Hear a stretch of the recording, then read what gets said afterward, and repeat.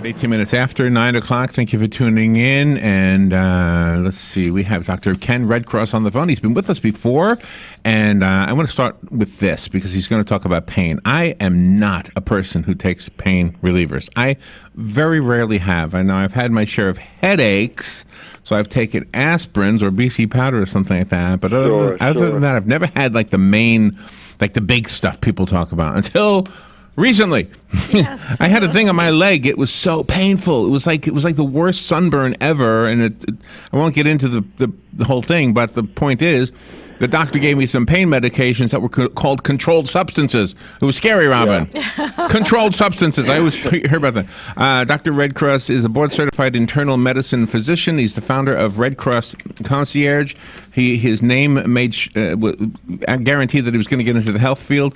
I'm just making that up. He's going to talk to us about pain relief options before taking prescription medication. Good morning, Dr. Redcross. How are you? Good morning, Larry and Robin. How are you guys today? Pretty good. So I'm pain-free right now, but not because I'm taking pills, but because whatever they did, the doctors did it right, and it's fine. So.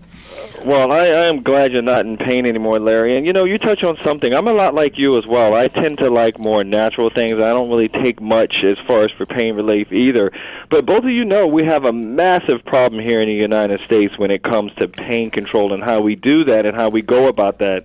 So for me, you're absolutely right when you mentioned before, I like to look for relief in places that are all natural, because right now everyone's looking for relief in all the wrong places. Is it because there's money to be made? Are we being influenced by advertising so that pharmaceuticals can make some money off of their inventions? Well, I think it's unfortunately a two-pronged issue. I think one, I hate to always come down on big pharma, but pharma does bear some of the responsibility. But you know who else does? Me and my colleagues, those who write those controlled substances that you touch upon. We need to start going back to the way things used to be and thinking about natural remedies, because we know now 125 million Americans are actually spending $300 billion on pot or pills or procedures or something to feel better. So that's why I like to focus on the natural side of things going forward. Well, and just one real quick scary thing, Rush Limbaugh lost his hearing because of painkillers, and you hear about people who are, and didn't Prince, didn't he die? Wasn't he overdosing on pain relievers?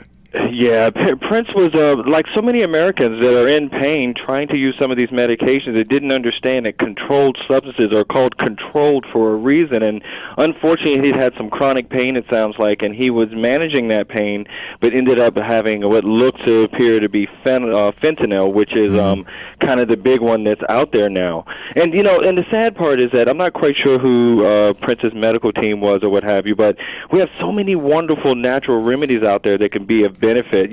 When patients come to my office, one of the main complaints they have is muscle pain.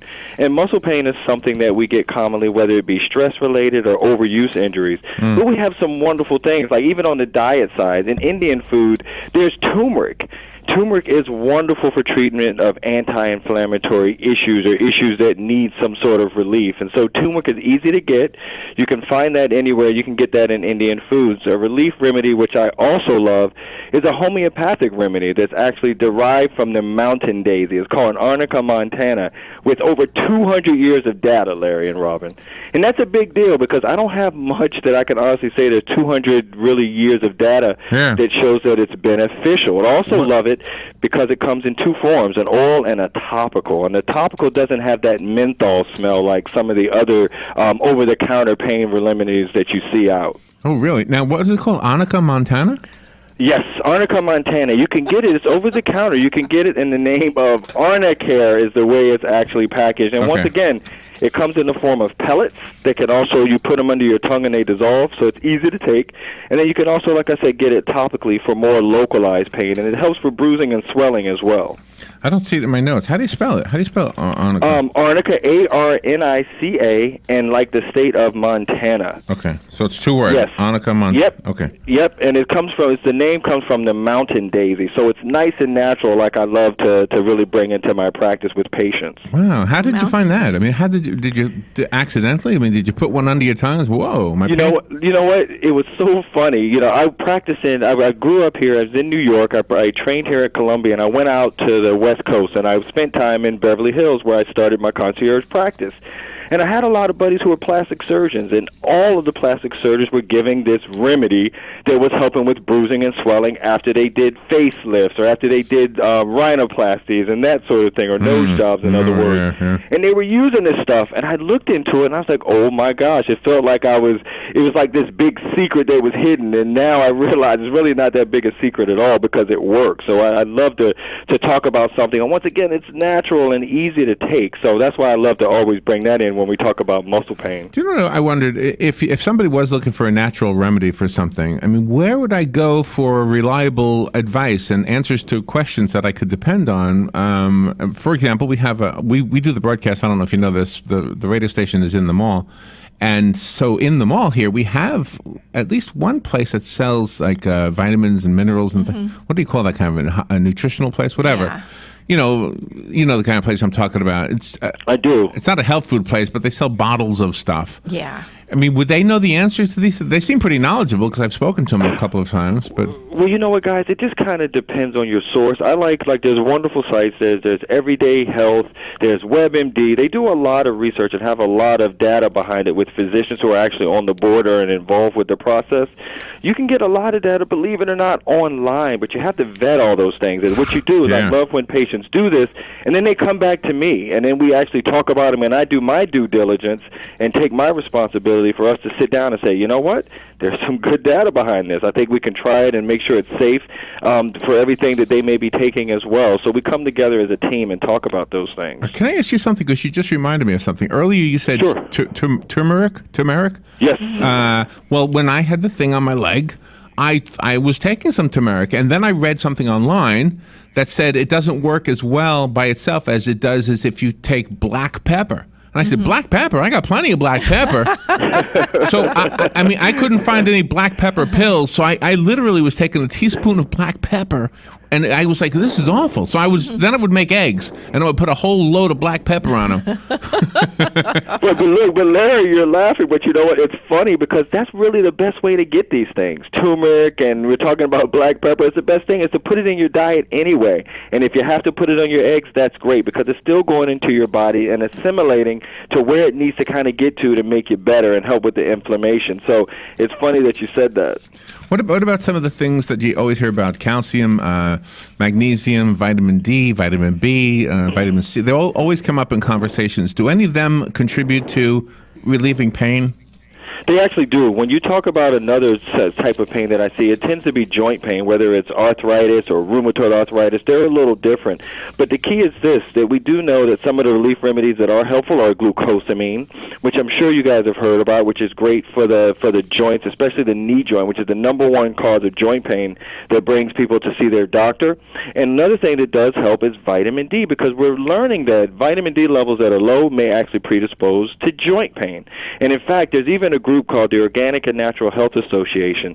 They've decided they were going to focus the entire year on their website, thepowerofd.org, to get the word out about vitamin D and to make sure that everyone understands. You can even order a kit to be delivered to your home to check your own vitamin D, which is nice and easy to do, which is wonderful for patients nowadays.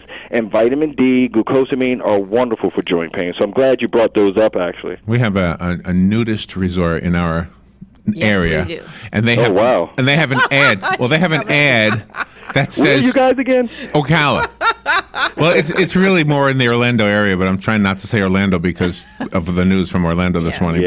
But anyway, they have an ad that they put out that says, "We get our vitamin D naturally." Yeah. Because there's I bet they do. I don't know. I've often thought, hey, is that really the way to do it? You go just walk around naked in the sun. I mean, the sunlight puts vitamin D into your body. Well, okay, we don't all have to walk around naked to get it, but I'll tell you, yes, it does help. You know, we do get a lot of vitamin D because it comes to the skin, and our skin converts it in a beautiful format that the good Lord made our bodies. We're able to actually do that. The only thing is we have to be careful because there's so much data about us being too exposed, and the fact whether you're a global warming guy or gal or not, the point is that the rays are a lot stronger than they used to be.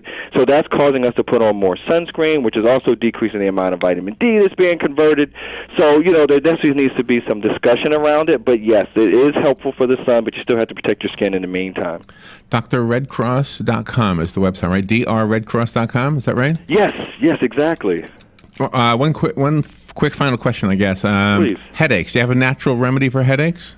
Yes, headaches are another common problem, and the trouble with headaches is that they also can cause disability and depression and that sort of thing. So one thing that helps for that is actually another herb that's also in the daisy family, like arnica is, and this one is called feverfew.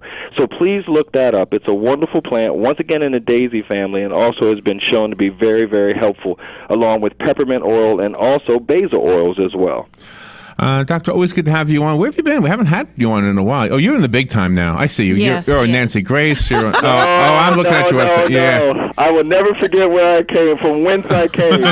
Never.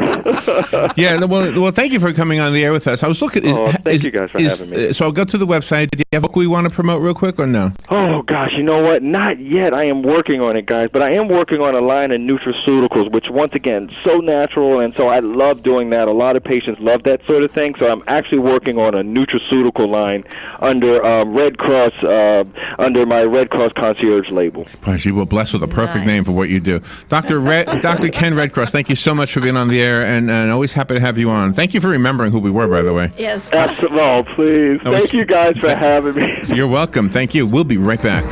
All right. Fox News Radio, I'm Pat.